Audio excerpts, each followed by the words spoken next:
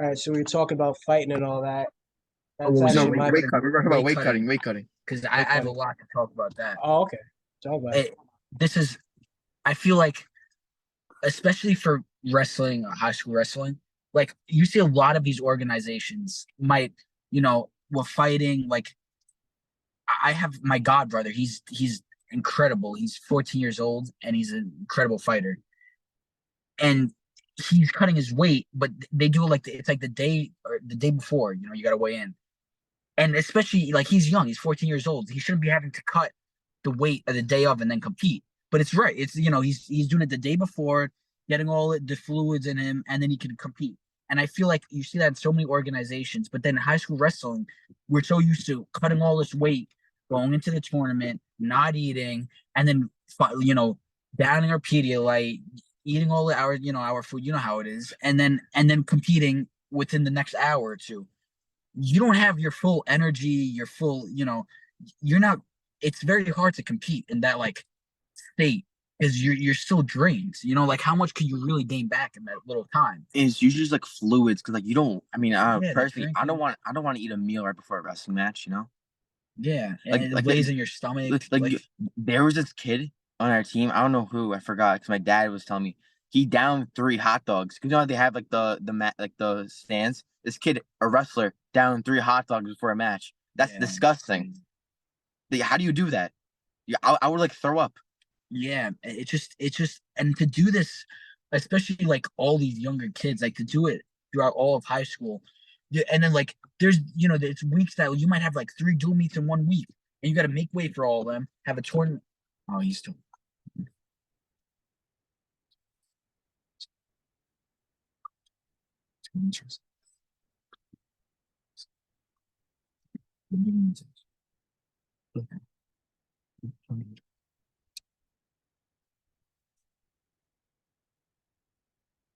Yeah, that's fucked up.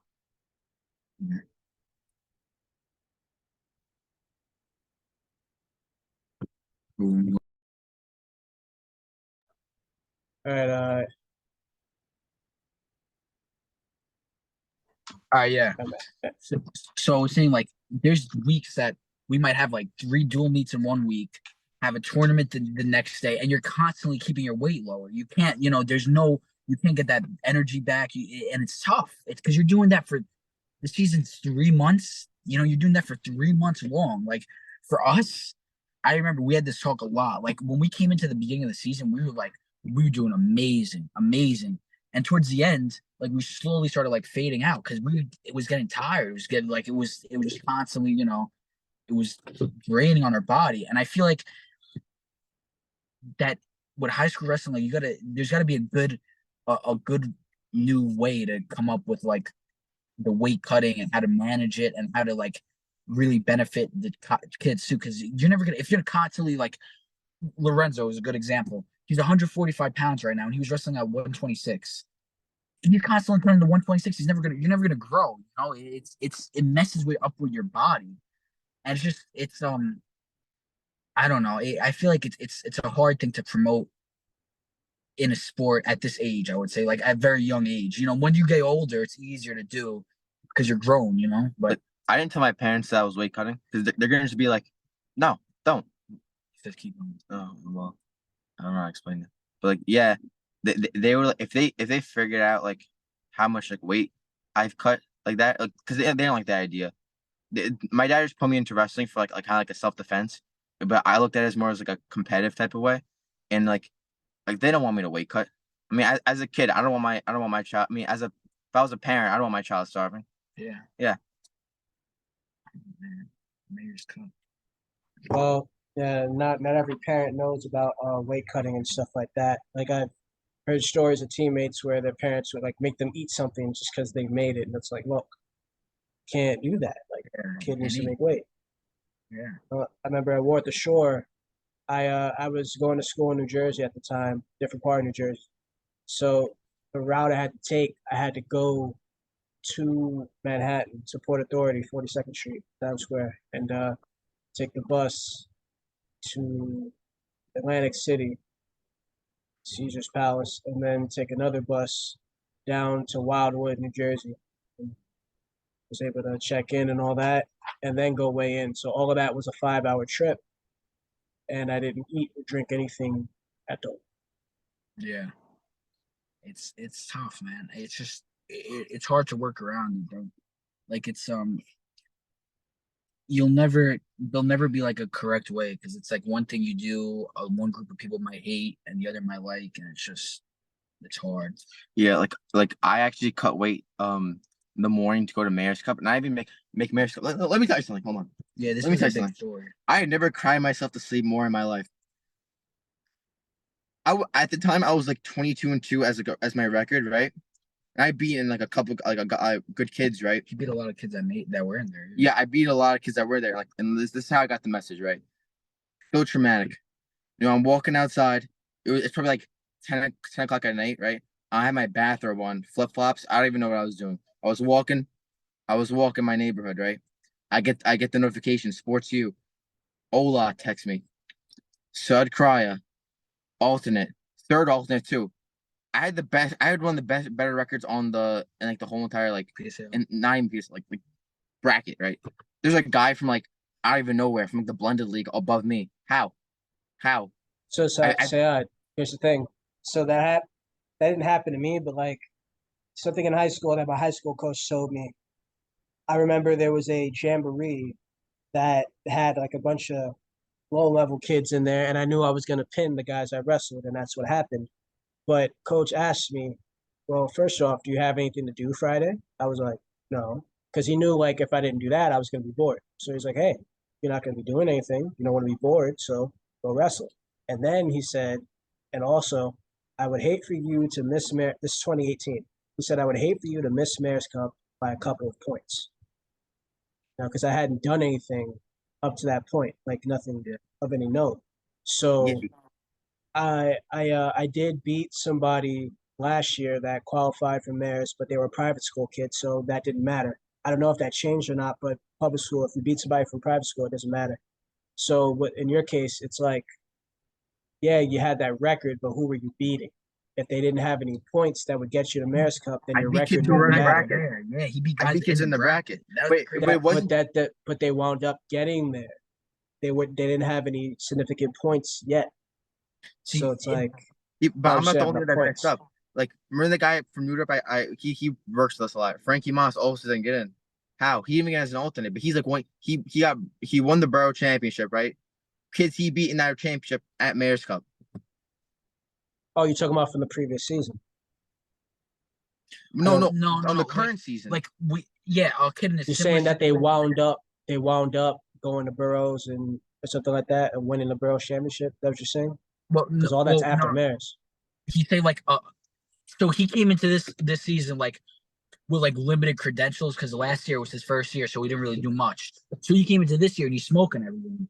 So there's nothing to his name because he's not beat like nobody. There's nothing noteworthy there. It's just they just see him, his record, and they're like, oh, who is this guy?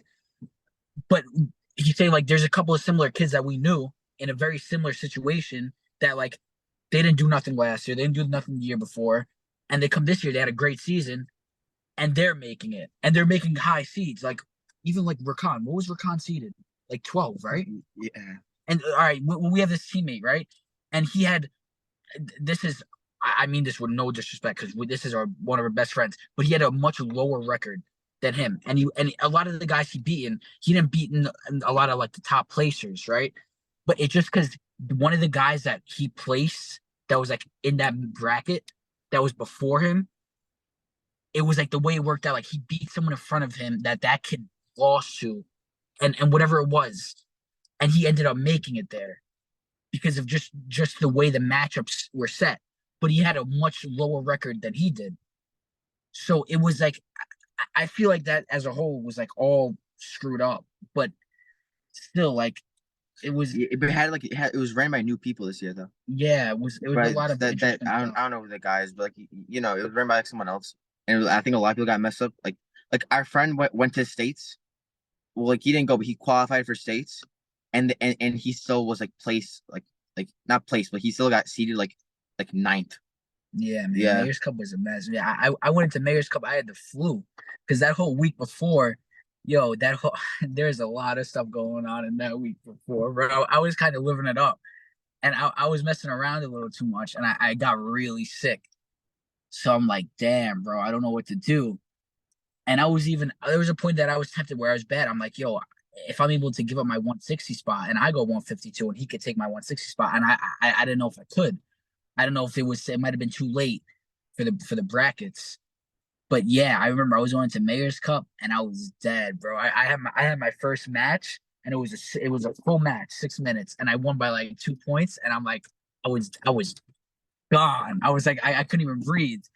And I honestly believe too, like if I wasn't that sick, I think I could have did like I think I could have made finals. I wrestled a lot of matches of 160 that year too, because there's this kid who I think he was seeded 8th on Midwood, who I beat. By the way, so it was the SI Duels tournament, and he comes up to me and Mike we're chilling, like we're always together, right? And we're going to him, go, yo, you guys have a really good team this year, because Midwood had a really good team this year, you know, because they had a kid Everin Gersaw, Spencer Spallone. Wrong guy. I'm sorry. Hold on. Well, he wasn't the one. He was the ones that was the back of 160. I think we thought he was the starting 160. But that guy, the starting 160 was no, not the starting 152 was like insane too, right? Yeah, he was good. Yeah, I forgot his name, but I wrestled him. He was a very good wrestler. And then the 160 while we're complimenting his team goes, yo, are you Sud? I'm like, yeah, because I beat you last year. Yeah, and then I'm like, okay, disrespect much, and like I know he's not talking about a different Sud because I'm like the only Sud that even I know, right? And then I'm like, okay, so I guess it's personal now. This guy, it was huge compared to me. I was 150. I was like a low 150 too, like going wrestling him at 160, right? And like he takes a shot, I'm like, oh, and then like he gets me right, and I'm like, oh man, I'm not winning this. And then like I thought about that comment, and I was like, oh man, now it's like really personal now. So then I did something. I got a lot of back points off of him. And then what do you call it? He was like. I started being I caught up with him in points, but then I cradled him and I locked this cradle for like a good like minute, right? Because the lady, the ref just was not calling it, even though I mean whatever. I still got the pin. Yeah. And she didn't she called the pin finally, and I think that was like my favorite match of all time. Because yeah, but the point is he was seeded 8th in the Mayors, and I didn't even get anything in that. Which I think is bull. Yeah, he was one above me because I wrestled him first match. It was 8 and 9. Yeah. 7 and 8, whatever it was that we matched. It was like the back-to-back. He was seated pretty high up there. Yeah, but like also 152, 145 was insane. 138, 152. I mean, had to be one. Yeah, because we had Bogey Tansy, Nicholas Givia, and then we had It was so random. Oh, and then yeah, but Mayor's Cup was kind of exciting. Some kid got knocked out from poly prep. That shit was horrifying, insane. When did I? How did you were warming up. Some kid got knocked out. Did you see that? Did you hear about that? Wait a sec. I'm gonna pause it. We were talking about what Mayor's Cup got knocked out. Oh yeah, Mayor's kid got knocked out. I think he was from poly prep. Like he like passed out. Like he got slammed or something. I don't even know. But I'm training him, right? He's locked in or whatever. He doesn't even notice. I walk by. I turn around. Kid's on the floor. Like those doctors are like coming, right? I'm like, what just happened? Some Farrell kid's like, yo, you just got knocked out. I'm like, what are you doing? What is happening? And then yeah, Mayor's Cup overall though was pretty exciting. Like Bogey versus Tansy, that match was like insane. Brandon Munoz, Tristan Levin. Amir from Madison versus the Eagle Academy guy. What do you call it? The Farrell, no, I think it was Farrell. The Farrell 285 was like lifting kids and stuff. That was kind of insane. I don't even know how at 285 you move that quick, but we're not even gonna talk about that. It was ran a lot better than last year. Last year was last year was a mess. We had finals going on at like 2:00, or what was it? It was like everything was done by like 2, and then like last year, like matches didn't start until like 12, and it was like you remember like finals was at like 7:30. Like it was ran pretty good this year. Yeah, but check it out. Last year, I had to go there very early in the morning to Yeah, like go what, like 5? volunteer because that was Yeah. my Yeah. way of getting in because I know they weren't allowing anyone to just go in. So if I volunteered, I would go in. And the Penn had said that the Beat the Streets alumni that went and volunteered, they would get tickets to Final X, and they wound up just giving them to everybody anyway. So they had a certain amount of tickets. So that's Yeah. how I went to Final X last year. They would usually Yeah. give it to alumni anyway. So This is the first time they had a woman's like bracket too. This year. but Alessandra Elliott from Tottenville, just to take note of that, I think she's the only female that competed in the boys division, which is pretty cool. In the cities. Yeah. Well, actually, it was like the woman's part was like very interesting because there was a girl on our team. I think it was her third match ever, and She made and yeah, finals. and no, she won Yeah. finals too. She won. Yeah, she won Mayor's Cup. Imagine your third match ever and you win Mayor's Cup. But like also she versed the those brackets are all like messed up because like they have like 3 people in one bracket. She came there like 5 a.m. versus one person, one. It's Yeah. insane. And then Yeah, who be a lot of those girls? Lorenzo. He Yeah. wrestles a lot of Probably women. didn't tell you about that. He wrestles a lot of women. I don't know why. It just always like he always gets mashed up with them. It's kind of funny man. actually. It's like, and he flexes it too. Like he enjoys abuse. He enjoys abuse. He'll flex at his wins, and I'm like, bro, I'm like, it's not that. Like, come on, be better. Be a better human being. Like, yeah. at some point, it's got to stop. It's got to stop. I It's wrestled not. It's like, wait, what? I wrestled a girl one time my freshman year, Me and I too. wrestled a girl another time in college, but that was it. Yeah, I Yeah, wrestled 2 people my entire like 2 year like 2 women my entire career. But like this guy Lorenzo, he's beaten so many women. You put him on a list. yeah. He unironic. No, I'm it's joking. I'm joking. All right, yeah. That Like, was a skill joke. he'll unironically like he'll get matched, always matched. If there's a girl on the other team, He's gonna get somehow matched. she'll be in his weight and get matched up. Like it's like it's I don't even understand. Like she could be like a go whole different weight class and somehow they'll still Yeah, be. his wins were like split between guys and girls, which is like ridiculous. So Yeah. that's the bulk of his record because he kind of bragged about his record. Yeah, Yeah, bro. It's just like a running joke. This guy Yeah. it's like a running joke within the team, like an inside joke. This guy Yeah. just But Tristan now Lawrence from Tonville too. He's gonna be Yeah, insane. he's gonna be yeah, very. he's gonna yeah. He's a little funny guy. He has like a I love MILFs headset or not what headgear. I mean, He's gonna be a dog. He's he's a gonna little be funny real guy. good. Um, Brandon, some Patrice, man. I actually saw him on the bus one day. I was at the mall and I came back. I was on the bus and I saw him there. He had the PSAL shirt on, but it's like, I don't know him personally. He doesn't know me, so I didn't say anything. I'm not gonna be like, hey, I know you. I wasn't gonna get into the whole conversation, but I mean, I saw him on the bus though. Yeah, it's a lot of like I don't know if other people know this from like throughout New York City wrestling, but like a lot of the Staten Island guys, specifically like Cottonville and Patrides, like a lot of us like will train together. Cause like there's times where like they'll get shut down and they'll have to come to Patrides or Patrides like at Ola will tell Sean, oh, we got our guys coming down, so like there's always like it's like a rivalry, but like like A working relationship. Exactly. Yeah.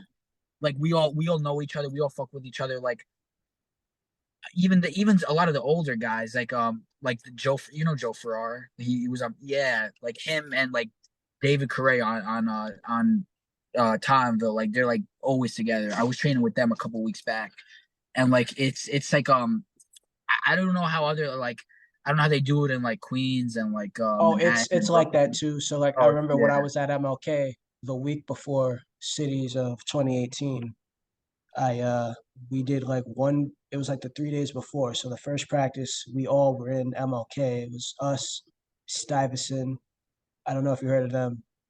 we know Smart sorry. School. Yeah. So It's it's triple up us. in baseball. Okay, so it was us, Stuyvesant. I'm not a baseball guy, but it was us, Stuyvesant, and Beacon. So we were all MLK that day. Then the next day, it was all 3 of us at Stuyvesant. And then the next day, I think it was all 3 of us at Beacon. I don't think I was there that day. I might have been at Beat the Streets that day. No, actually, no. So that happened actually, it happened 2 weeks before. My fault. So 2 weeks before we did that. and then Burroughs happened, and then for 7 days straight before then, I was training at like other spots. So I was at like Beat the Streets, and I was at Brooklyn Tech. I love training at Brooklyn Tech. They're a great spot to train at. So there is that camaraderie in the city, though. It's just Yeah. it seems like there's more of it on Staten Island because there's not very many public schools with wrestling on Staten Island, but it Mhm. it is like that in the other boroughs. Like Queens will train with each other, Brooklyn will train with each other. Like that happens. Like Grand Street, they would have open practices where people can go. So yeah, Yeah. like they definitely have that. I would go to Most schools Eagle a do lot. us, though. Yeah, because of the room and Yeah, everything. Like we were like the hot spot. like we went to. I went. I think they did 2 practices, but I think I ended up going once to New Dorp. But like it's just like for a huge two. They have a huge team too. For two huge teams in that little tiny space. Like they didn't have like so they have like a gymnastics teams in New York, I think. Like and it's kind of like a smaller room, and they put down like probably like what's half of a mat down there, and to fit all of us in there, it was kind of like horrible. I'm not gonna lie, it was like very congested. It was How actually many wasn't that people hit bad, the but gym for? I don't no because it's a lot of it is like actually you know what a lot of heavyweights I think that one bald guy did. Yeah, he like tripped and fell. Yeah, some big guy. Yeah. Um. Yeah. All right. Answer our You guys gotta go soon. yeah. Yeah, we We'll, probably All got right. like 5 more minutes. we'll see. Thank you for having us on. Wait, we're on, or I can do a couple minutes. So. I mean, yeah, we could finish up on whatever. We probably got Yeah. like 5 minutes. Yeah. All right. Yep. You got like 9 minutes left. So I'll just this will be the last meeting, but talk about the MMA stuff a little because in terms of like you said wrestlers, great background and stuff, yeah. And Joe Rogan talks about that a lot. So I'll talk a little bit about me. So I did karate before I started wrestling because I live in the Bronx, so you had to defend yourself and all that. So and I was getting jumped and stuff and things like that. So I had to learn how to protect myself. So it started there that I became a fan of the UFC and stuff. I started wrestling all that. So that's like what I want to get into as well. So, I guess talk about like what you plan on really like doing with MMA and stuff, and SAI trying to do any of that as well. Um. I mean, it's like I don't think to compete because I mean I don't know. It's just like I liked wrestling. I never liked anything else though. That's the thing. You like to get into boxing. I tried to. I mean, I definitely could if I wanted to take it more serious. But for me, unlike him, like he did a lot more. For me, it was like just wrestling. Like I only wrestled really, and that's the only thing I enjoyed. Like like jujitsu. You know, I mean, I'm not. It's not like really my. I didn't like connect with it like how I thought I would. I also don't like taking my socks off, but we're not gonna get into that. Um, but Mike, I guess he likes it more than me there. Yeah, I really just love the sport as a whole. Like that's I love like I said I think I love wrestling more than anything else. But once I started getting into kickboxing, I really started like appreciate that, and it's just I think like the mental aspect too is on a whole nother level. Like you got it. Like I said, it's something that you got to be meant to do. Like it's not wrestling too is not something that you don't just pick it up and it just comes like you got to really love wrestling if you're gonna wrestle. Like you can't just do it because you want to do it and make a living out of it. Like so a lot of these kids, like let's say they grow up playing baseball, right? And they're like their whole life is based around it. They're gonna go make the major leagues, provide for their family, this and that, right? And a lot of some of these kids you see that they hate the sport, they're just good at it. Like I think with this, you gotta like you really have to love it, you really do, and it's got to be meant for you. Like again, if we want to touch on MMA specifically, like we see a lot of these fighters, like they grow up and they have nothing, like they're forced to do it, and they gotta make a living out of it. They gotta, they gotta fight. They have to. And it grows for a passion, because they grew up their whole life fighting. Like maybe not in the literal sense of like combat, but like like fighting adversary, ad, Adversity. yeah, Adversity. fighting adversity, right?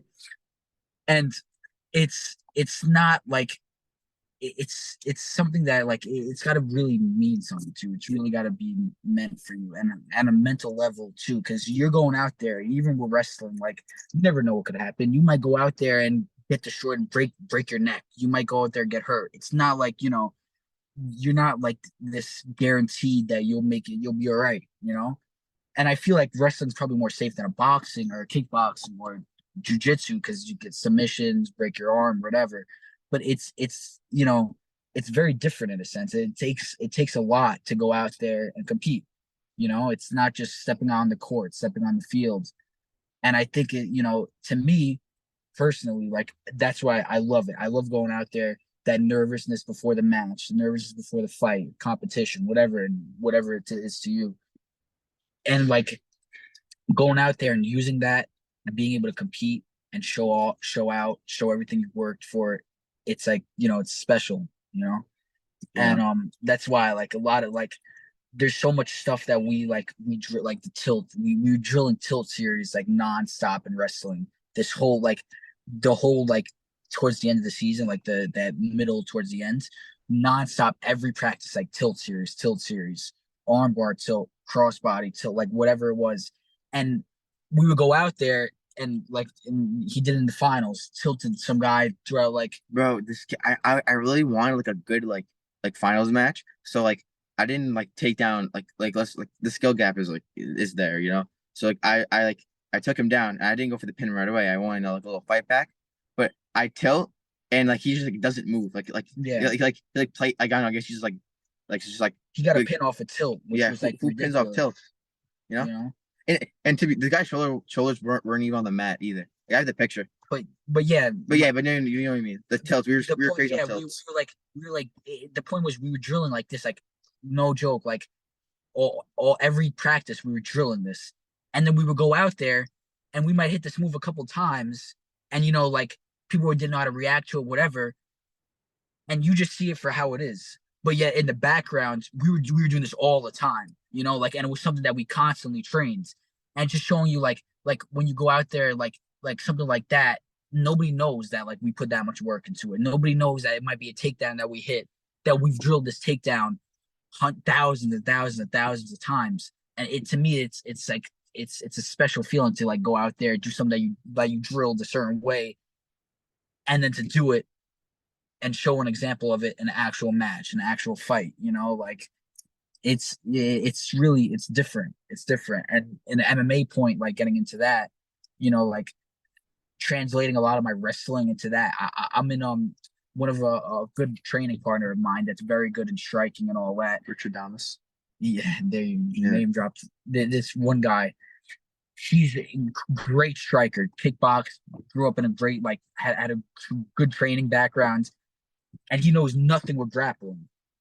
And I was put in a position that I don't know much about striking. I boxed a little, but like not like anything insane to his level. But like we fed off of each other. Like I taught him some of the grappling, he taught me the kickboxing. And that was like the bond that we grew.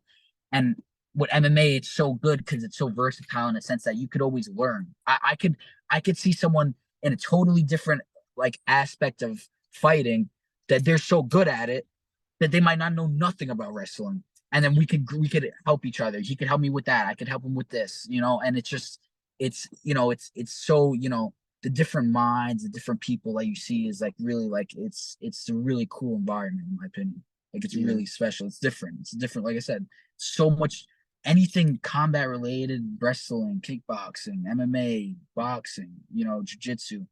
I feel like it's such a different environment than other sports. You see that in our like team too here in Patrides. Like we got like everybody's like comes from different like we have a very diverse team, and they all come in and they're just like it's like exchange everywhere. Like everyone's feeding off each other like that. Like we have a really good team here in Patrides, and it's only growing right now. Like a 40-person team for a wrestling team.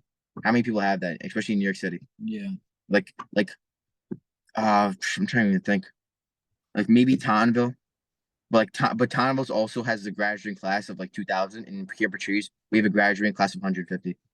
Yeah, that's a big difference. Remember that. So that means like we have a high school of 500 kids, and 40 of them are on the wrestling team. It's kind of like a big number. Yeah. Yeah. Yeah. So that's all great points, and it's the stuff we do. It's not for everyone. No, it's Mikey, Mikey, I definitely want to go spar with you in the future. Yeah, yeah. Oh, We'll call keep in out. touch. Yeah. Call Keep in out. touch. Show you guys some real striking. We'll I see. know I'm gonna walk in there. They're gonna say, "Oh, karate doesn't work." I'm like, okay, okay. Well, I'll keep it updated when I announce my fight. Oh yeah, yeah. Let me know. I'll definitely Yeah, see if I can yeah, come. yeah. But yeah, thanks a lot for coming on. Thanks for asking me to interview you guys. Thank you. you. We appreciate it. Yeah, no problem. Yeah, definitely a great Thank you. time. Yeah. And Thank you. good luck in that fight. Thank you. Thank you. Good luck Thank with you. you too. See you. Anything. Thank you for everything. Fabulous. See you. Get them safe. Yep.